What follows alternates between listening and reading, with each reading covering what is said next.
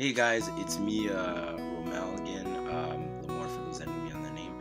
I was actually reading my Bible just now, and it hit me. Like I want you guys to look at this through a different perspective. Look at life through a different perspective. Do you ever feel that your life is too complicated for God to understand? Do you feel that your problems are too hard for God to solve? Do you feel like God would not comprehend what it is that you're going through? Well, now I'm gonna leave that on that note, but I want you to look at this through a different perspective. Jesus has a special name, okay? His name is Emmanuel, which means God with us. So basically, when Jesus was born in Bethlehem, he was God in the flesh. But we can't see God with our eyes, right? Or touch him with our fingers. But people could actually see and touch Jesus. And because Jesus was human while still being God, he completely understood what it's like to be human. He knew what it was like to be tired, to be hungry, to be thirsty, to be tempted. So everything that you go through, he knows about that. He knows about that, and he knows how you feel.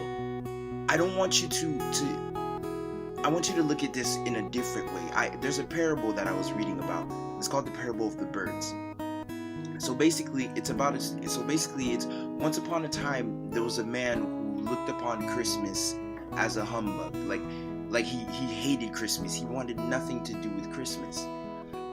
But the thing is, he wasn't a Scrooge. I know we all know the story about Scrooge, but he wasn't a Scrooge. He was a very nice, kind, decent man, generous to his family, upright in all his dealings with other men. He was a good guy, a modern day Samaritan.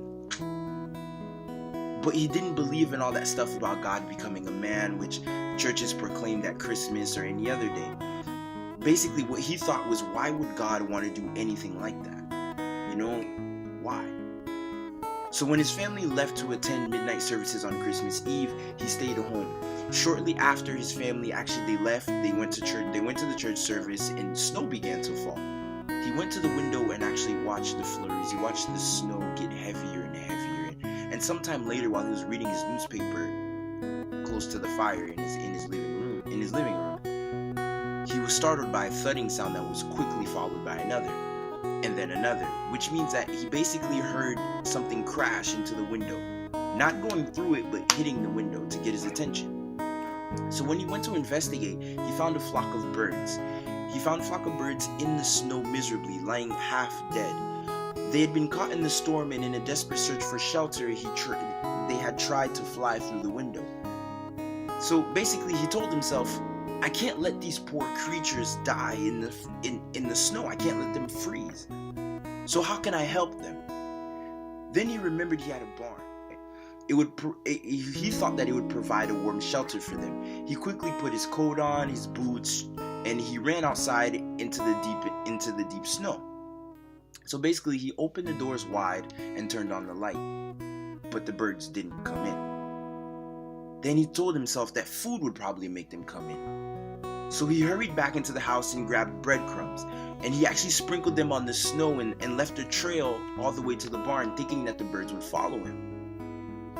But the birds ignored the breadcrumbs and continued to flop around helplessly in the snow. He tried shooing them into the barn by walking around and waving his arms. He scattered his arms in every direction, but the birds still squirmed in every direction and still did not go into the barn where it was warm. So basically, he thought to himself, I think these birds, they find me strange. They think that I'm a terrifying creature, and that I can't seem to think of any way to let them know that they can trust me. If only I could be a bird myself for a few minutes, perhaps I could lead them to safety. And it was at that moment that from where he stood, he heard the church bells ring. And he stood silently for a while. He listened to the bells that were playing one of the most beautiful Christmas songs ever. And it's at that moment that it sank in. he fell to his knees in the snow and said, "Now I understand. Now I see why you had to do it." I don't know if you guys understood what the story was about. Think about it. Jesus, God, had to become a man so that we can understand him.